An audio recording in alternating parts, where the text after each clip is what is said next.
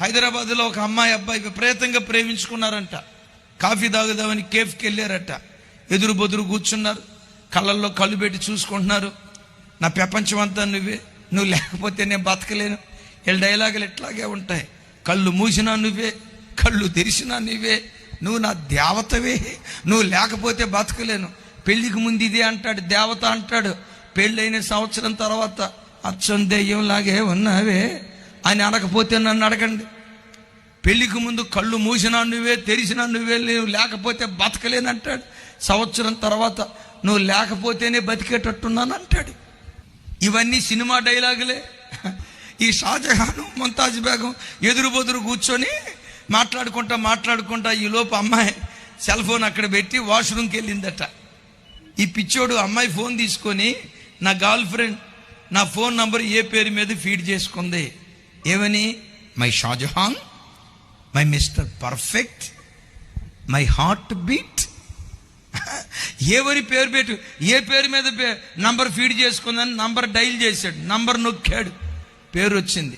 బకరా number 10 అని వచ్చిందట. బకరా అంటే గొర్రె, ఇది 10వ గొర్రె అంటే ఆల్రెడీ 9 గొర్రెలు అయిపోయినాయి. 9 గొర్రెలు అయిపోయినాయి. ఇది 10వ గొర్రె, ఇది కూడా గొర్రె. ఈ గొర్రె కూడా రేపో మాపో వదకు సిద్ధంగా ఉంది. వింటున్నారా? ఒక్కసారి మీరు ఆలోచించండి. యవ్వన బిడ్డలారా, మీ వివాహం ఎంత పవిత్రంగా జరుగుతుందో పవిత్రమైన సంతతిని ఇంటిలో నుంచి పుట్టుకొస్తుంది.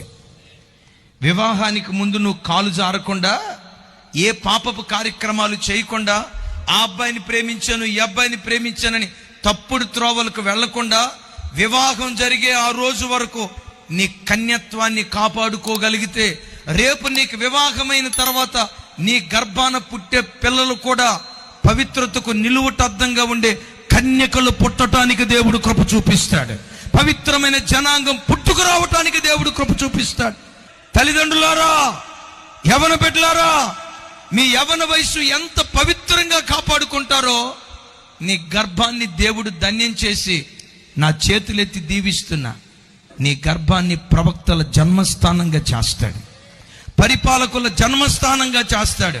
నీ గర్భంలో నుండి భారతదేశాన్ని తల్లకిందులు చేసే ప్రవక్తల తరాన్ని నీ ఇంటిలో నుంచి నా దేవుడు లేవనెత్తునుగాక.